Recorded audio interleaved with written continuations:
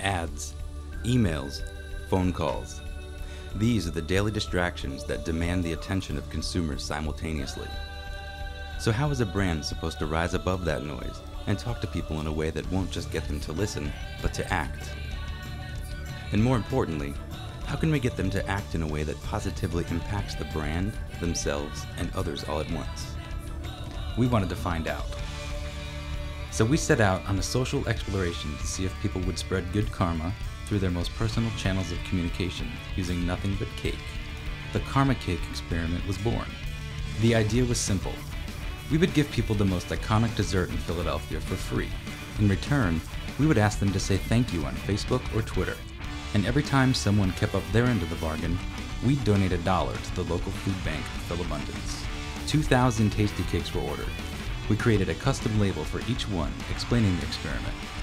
We designed a website that wouldn't just hold information, but inspire people to get involved and say thank you in their own creative ways. It even had some pretty sweet extras to engage users in ways they may not expect. It encouraged brand exploration and increased the amount of time they were exposed to our message. We created a Facebook page and a Twitter account ready to hold all the things the city would be willing to give us. We made personalized t-shirts and assembled a street team ready to take on the city with good karma. We were excited, to say the least. And as we labeled, packaged, designed, and planned, we were mindful not to cause confusion between Tasty Cake and the new Karma Cake brand we created. But on October 5th at 5:32 p.m., we learned we weren't quite mindful enough. So what did we do? We adapted and created social sweets. We got creative with chocolate bars and developed a plan that would be just as awesome. We created an entirely new, authentic, generous, relevant brand in about 4 days.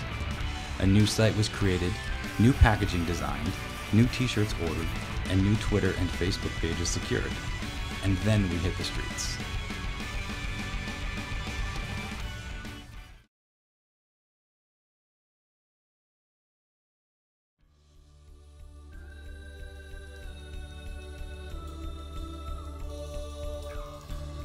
With our sweets packed, our team took on the city. Corporate buildings, university campuses, even trolleys. We simply smiled, handed people a social sweet, and asked people to return the favor by thanking us on Facebook or Twitter. And each time they did, $1 would be donated to those who don't have the luxury of dessert. We spent 2 hours out on the streets. We would have stayed longer, but social sweets were in a higher demand than we ever could have imagined. Within 90 minutes, social sweets was the #1 trending topic on Twitter in Philadelphia.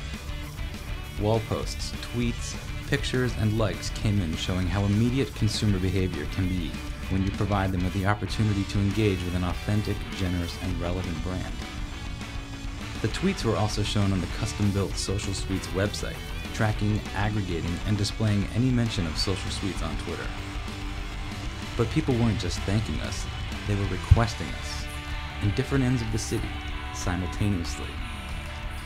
And when we showed up, they gladly fulfilled their end of the bargain in the form of thanks, uploads, tweets, and retweets. We even got a request to make a stop at another ad agency in Philadelphia. And after just 2 hours on the streets, we generated enough reaction to reach 90,765 people in 19 regions through 462 online mentions that went beyond the intended scope of just Facebook and Twitter, and extended to personal blogs and web pages.